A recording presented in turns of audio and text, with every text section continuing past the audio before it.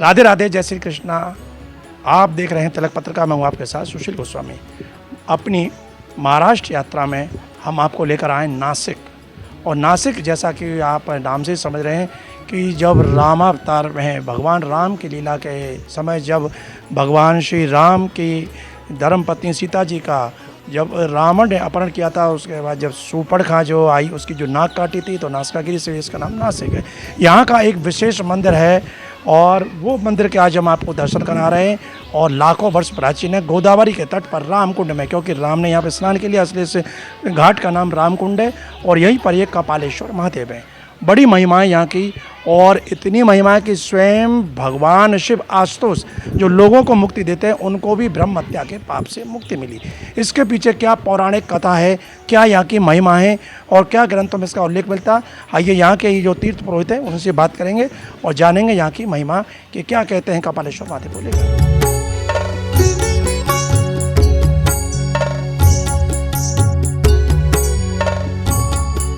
यहाँ पे ऐसा कहा जाता है कि ब्रह्मा जी का जब सिर वध किया था शंकर जी ने, तो उनके त्रिशूल में उनका सिर लग गया था। तो वो उस पाप से मुक्ति के लिए जगह जगह घूम रहे थे। तो यहाँ पे जब वो आए तो एक बछड़े को उन्होंने देखा अपनी माँ से बात करते हुए, गाय से बात करते हुए। तो उन्होंने उस गाय को उसके जो मालिक है वो बहुत तकलीफ़ देते थे। तो बछड़े ने कहा कि मैं, बट वो ब्राह्मण थे, तो बछड़े ने कहा मैं इसको मार के, तो उसके माँ ने बोला कि नहीं यार इसको मत मारिए, ब्राह्मण है तो आपको गो हत्या लग जाएगी। तो वो जो बैल था, बछड़ा था, उसने बोला मुझे पता है गो हत्या का मुक्ति कहाँ पे, इसका ब्रह्म हत्या का मुक्ति कहाँ पे मिलती है। तो उन्होंने उसको मार दिया, वो काले पड़ गए। और इधर आके उन्होंने गोदावरी के तट पे स्नान किया, और स्नान करने के बाद वो वापस सफ़ेद हो गया। तो उसको ब्रह्म हत्या से मुक्ति मिल गई। शंकर जी ये सब देख रहे थे अपने त्रिशूल में वो शीर लेके, तो उन्होंने भी आके इधर आके नहा लिया और वो शीर उनके इससे निकल गया, त्रिशूल से निकल गया, उनको ब्रह्म हत्या से मुक्ति मिल गई। तो इसलिए यहाँ पे जो है नंदी नहीं है कहीं पे भी, क्योंकि बैल को यानी कि नंदी जी को शंकर जी ने यहाँ पे उनका गुरु माना है, गुरु माना हुआ है। इसलिए यहाँ पे एकमात्र ऐसा स्थान है जहाँ पे शंकर जी की तो है बट नंदी महाराज नहीं है। ये यहाँ का महिमा है।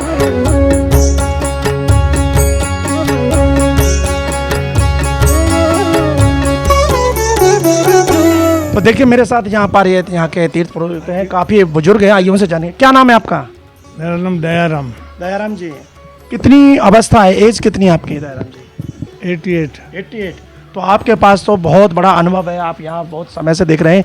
क्या महिमाएं कैसे प्राचीन मंदिर के हुए? ये मंदिर जो है ब्रह्मांड में एक ही मंदिर है, यहाँ नंदी नहीं है। अच्छा।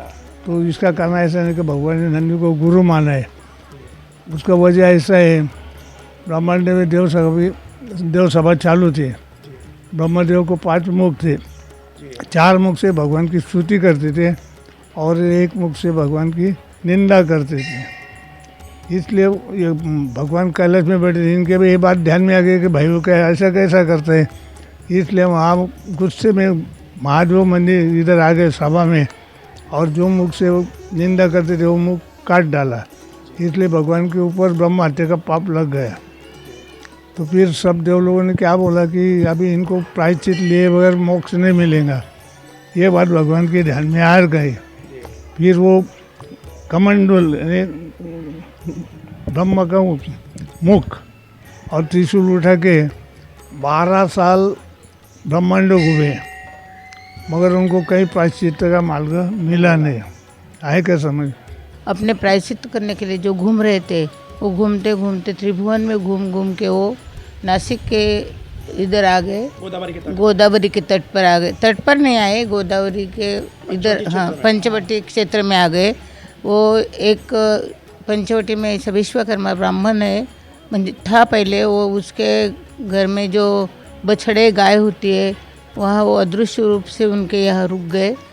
और दूसरे दिन वो बछड़े का नाक छेदने वाले थे वो विश्वकर्मा ब्राह्मण।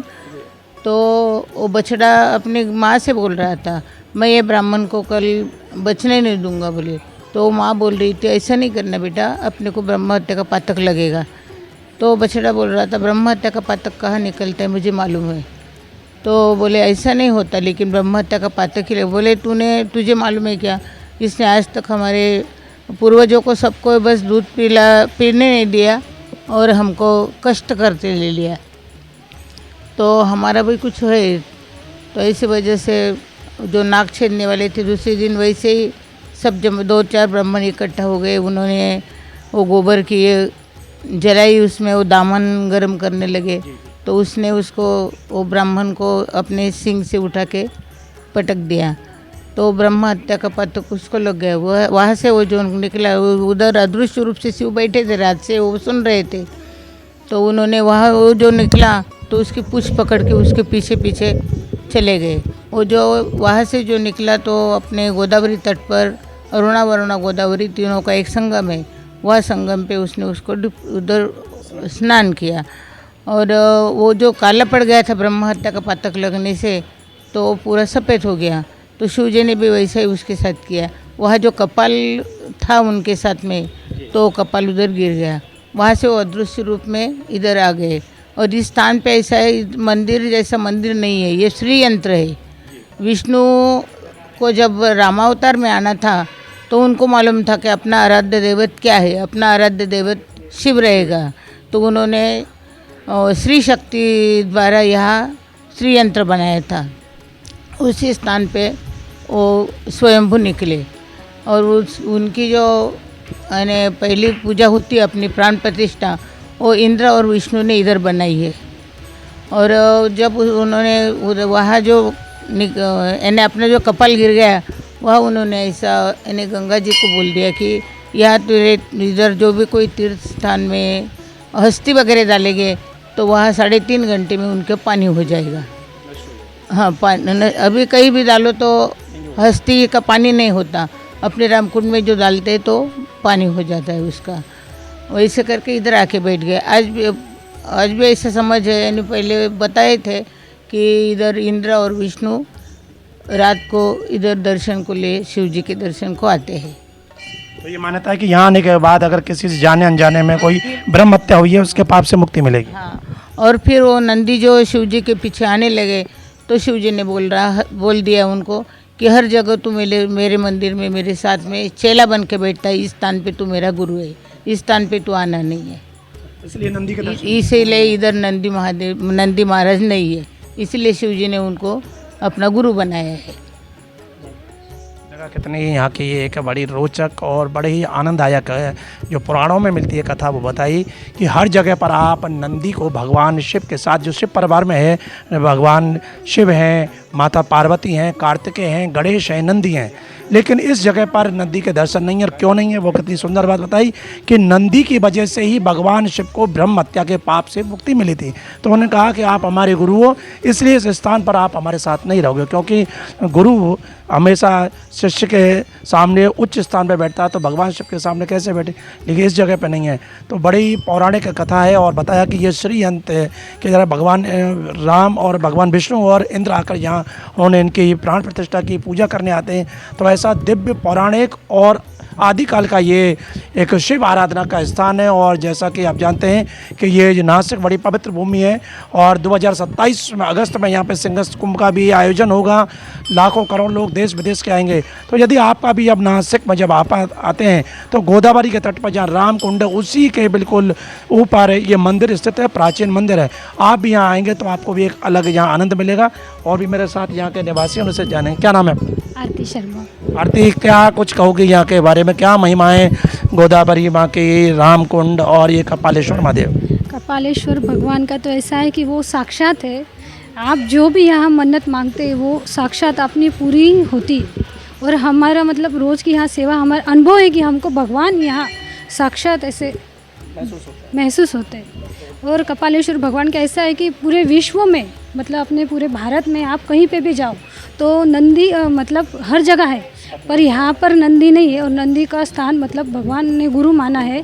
और 12 ज्योतिर्लिंगों का अगर आप गए, समझो नहीं कर पाए दर्शन, और अगर आप सिर्फ कपालेश्वर में आके अगर आपने दर्शन किया तो 12 ज्योतिर्लिंगों का फल मिलता है। यहाँ की इतनी बड़ी महिमा है। अच्छा, यहाँ विशेष कौन कौन से पर्व और महोत्सव होते हैं? यहाँ पर मतलब भगवान की होली मनाई जाती है, कपालेश्वर भगवान की दिवाली भी मनाई जाती है। हाँ, शिवरात्रि पर भी होता है, विशेष प्रोग्राम होता है। और मतलब मेन मतलब दिवाली दिवाली के बाद जो ये आती है ना अपने हरी हरी भेंट होती है, वो सबसे ज़्यादा उसका भी महत्व बहुत बताया। जैसे दिवाली से भी ज़्यादा उत्सव उसका मनाया जाता है, हरी हरी भेंट का। विष्णु भगवान का यहाँ पे सामने एक सुंदर नारायण मंदिर है, तो भगवान का यहाँ से त्रिशूल और वो भगवान के चरण लेके जाते हैं उनको भेंट कराने के लिए, और भगवान को भेंट करा के यहाँ आते हैं।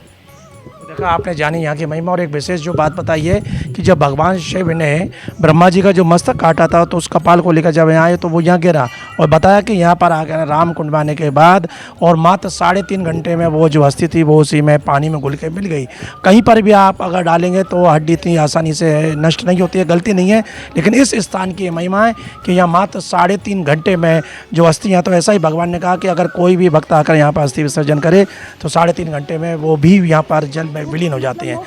तो इससे सीधा सीधा जैसा बताया कि यहाँ उसका मतलब है कि मोक्ष की प्राप्ति होती है। तो ये ऐसी विशेष दर्शन आज हमने आपको तिलक पत्रिका के माध्यम से कराए। तो आप कभी अगर नासिक आएँ तो कपालेश्वर महादेव के आकर दर्शन करें, रामकुंड में स्नान करें, आचमन करें, और यहाँ से जैसा बताया कि यहाँ आने से जो मनोकामना है वो यहाँ भगवान पूर्ण करते हैं। तिलक पत्रिका के लिए नासिक से मैं सुशील गोस्वामी।